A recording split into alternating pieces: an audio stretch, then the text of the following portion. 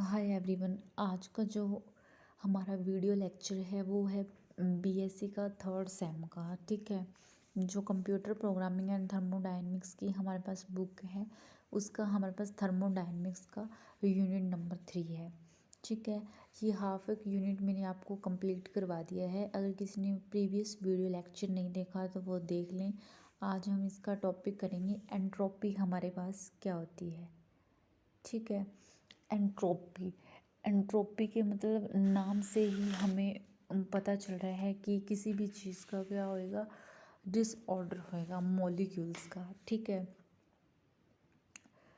Entropy के अंदर ये हमारे पास क्या कहता है, it is the measure of randomness. ठीक है, या फिर क्या कहता है, डिसऑर्डर ऑफ मॉलिक्यूल्स। बच्चे इसके अंदर मैं आपको एग्जांपल से बताती हूँ। ठीक है, ये हमारे पास हमने तीन क्या लिए, कंटेनर ले लिए। ठीक है, ये हमारे पास हमने इसके अंदर क्या ले लिए, सॉलिड। ठीक है, और ये मैंने इसके अंदर क्या ले लिया, लिक्विड। ठीक है, और ये मैंने इसके अंदर क्या ले ली, गैसेस। सॉलिड, लिक्विड और गैसेस ले ली। सबसे पहले मैं सॉलिड की बात करूँ तो इसके अंदर जो डिसऑर्डर है वो आपको पता है, जो सॉलिड के मॉलिक्यूल्स होते हैं वो क्या होते हैं, क्लोजली पैक्ड होते हैं। तो अगर सॉलिड के मैं डिसऑर्डर की बात करूं तो जो इसका डिसऑर्डर होएगा बच्चे वो क्या होएगा, मिनिमम डिसऑर्डर होएगा। ठीक है, और अगर मैं लिक्विड के मॉलिक्यूल्स की बात करूं तो ये क्या होते हैं, थोड़े दूर दूर होते हैं सॉलिड के कंपैरिजन में। तो इसका क्या है, इंटरमीडिएट डिसऑर्डर होता है। कैसा डिसऑर्डर होता है बच्चे, इंटरमीडिएट डिसऑर्डर, मतलब कि मॉलिक्यूल्स के अंदर थोड़ा थोड़ा गैप आ जाता है। अगर मैं गैसेस की बात करूं तो गैसेस के अंदर क्या होता है, मैक्सिमम डिसऑर्डर होता है। ठीक है, यही इसने क्या कहा है कि डिसऑर्डर होता है, किसका डिसऑर्डर होता है, मॉलिक्यूल्स का। ठीक है, जो एंट्रोपी की डेफिनेशन है वो हमें यही कहती है कि डिसऑर्डर होता है मॉलिक्यूल्स का। या फिर इसको हम क्या कहते हैं, it is the measure of randomness. ठीक है, यही इसके अंदर इसने कहा है। अगर मैं आपको इसके अंदर कोई और एग्जांपल लेके बताऊं, जैसे कि ये हमारे पास कोई भी एक गिलास है। ठीक है, तो ये कांच का गिलास है, अगर इसको ब्रेक डाउन कर दिया जाए, ठीक है, तो हमारे पास पहले जो ग्लास का ऑर्डर था वो क्या था, ब्रेक डाउन करने के बाद ये इसका काफ़ी सारे पार्टिकल्स बन जाएंगे। तो पहले इसका मिनिमम डिसऑर्डर था, फिर इसका क्या हो जाएगा, मैक्सिमम डिसऑर्डर हो जाएगा। ठीक है, यही इसके अंदर इसने कहा है एंट्रोपी की डेफिनेशन के अंदर। ठीक है, आगे देखो और डेफिनेशन इसकी क्या कहती है, it is defined as that physical properties which remains constant during a reversible adiabatic process. ठीक है, ये क्या कहता है, फिजिकल प्रॉपर्टीज़ क्या रहें उसकी, मीन्स कांस्टेंट रहें, किसके अनुसार, एडियाबैटिक प्रोसेस के अनुसार। डी एस किसके इक्वल होता है, डी क्यू बाई में टी। फिर एडियाबैटिक प्रोसेस हमें पता ही है, जिसके अंदर क्या है, नाइदर हीट नॉट ट्रांसफ़र होती है, मतलब उसके अंदर कोई भी चीज़ का फ्लो नहीं होता। तो डी क्यू भी ज़ीरो है, डी एस भी ज़ीरो है, टोटल हमारे पास क्या रहेगा, कांस्टेंट रहेगा। जो हमारे पास यूनिट्स होते हैं वो जूल पर केल्विन्स होते हैं। ठीक है, entropy for entropy and adiabatic curves, यहाँ पे हमारे पास ये एंट्रोपी की डेफिनेशन कंप्लीट हो जाती है। आगे है हमारे पास एंट्रोपी एंड एडियाबैटिक कर्व्स। देखो बच्चे, आगे हमारे पास ये क्या कहता है, एंट्रोपी एंड एडियाबैटिक कर्व्स। ये हमें कर्व बनाई हुई है, ये हमारे पास इधर पी है और ये A B C two D, ये आप देख लेना, K C L M two N और ओ सी पी।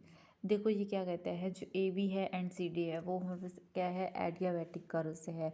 और जो मैंने इसके अंदर के एल एम एन और ओ पी लिया वो आइसोथर्मल कर्व हैं। ठीक है, अगर मैं साइकिल इसके अंदर वन की बात करूँ, आप डायग्राम से देखना, तो क्यू टू पॉन में क्यू वन हमारे पास क्या इसके इक्वल होता है, टी टू बाय में टी वन के इक्वल होता है। ठीक है, और जो क्यू टू बाई में टी टू है वो किसके इक्वल होता है, क्यू वन पॉन में टी वन।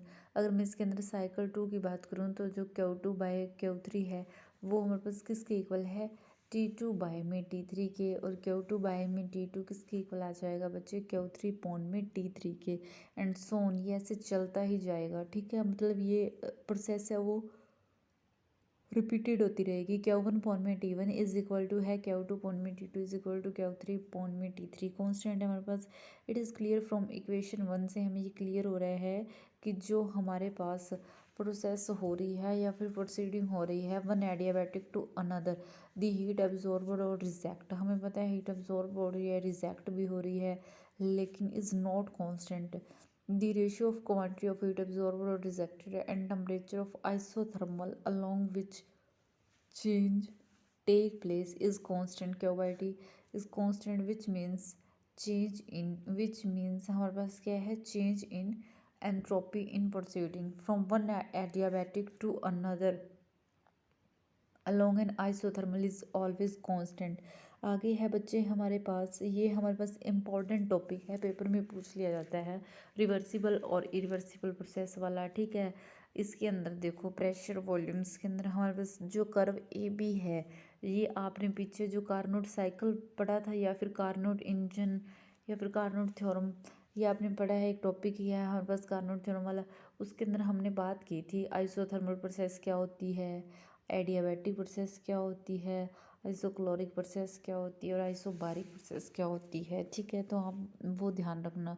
अब देखो ए बी की बात की है इसने अंदर, इसके अंदर एंट्रोपी हमारे पास क्या हो जाएगी, Q2 बाई में टी, Q1 पॉन में T1, Q1 पॉन में T1 का मतलब हमारे पास क्या होता है, heat absorbers at the temperature T1। और फिर एंट्रोपी BC की बात करूँ तो हमारे पास क्या होती है, इसके अंदर जीरो जाएगी। CD की बात करूँ तो Q2 बाई T2 और DA के अंदर भी हमारे पास जीरो होती है। नेट चेंज एंट्रोपी का Q1 अपॉन में T1 हमारे पास क्या है, माइनस में हो जाएगा Q2 अपॉन में T2, ठीक है। आगे देखो, but in reversible process Q2 upon में Q1 इज इक्वल टू है T2 अपॉन में T1, Q2 बाई T2 हो जाएगा यहाँ से और Q1 अपॉन में T1 हो जाएगा। बच्चे ये आप बात याद रखना, हमारे पास क्या होता है, जो नेट चेंज होता है ना रिवर्सिबल प्रोसेस के अंदर, वो ज़ीरो और कांस्टेंट ही होता है। नेक्स्ट है change of entropy in an irreversible process.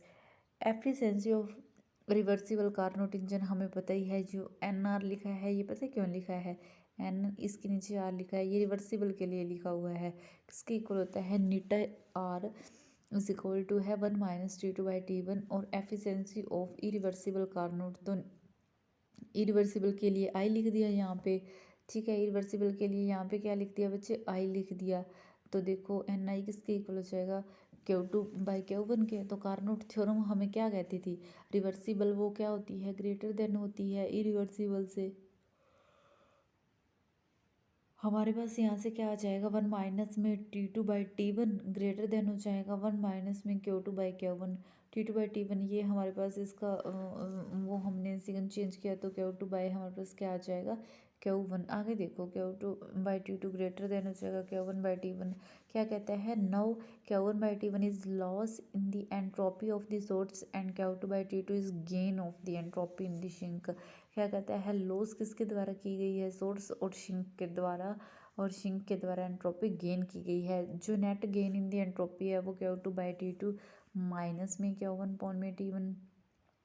यहाँ से देखो ये हमारे पास माइनस करेंगे तो फ्रॉम वन इक्वेशन से ग्रेटर देन हो जाएगा। इसका मतलब क्या है, Q2 बाई T2 माइनस में Q1 बाई T1 है, वो एक पॉजिटिव क्वांटिटी है। और एंट्रोपी ऑफ इरिवर्सिबल प्रोसेस भी इंक्रीज होती है। यहाँ पे हमने at temperature T1 heat Q पे change in entropy Q2 by T2 minus में Q1 by T1 as T1 greater than T2 है। इसके अंदर चेंज इन एंट्रोपी बच्चे पॉजिटिव होती है, और जो हमारे पास क्या होता है, हैंस एंट्रोपी इसके अंदर क्या होती है, इंक्रीज होती है, ठीक है। अगर वीडियो लेक्चर अच्छा लगा हो तो बच्चे लाइक कमेंट ज़रूर करना, ठीक है। नेक्स्ट वीडियो लेक्चर हम अपलोड करेंगे आपको इसी यूनिट का, तो आप इसको देखते रहना और नोट्स भी अपने साथ साथ प्रिपेयर करते रहना, ठीक है। Thanks all of you.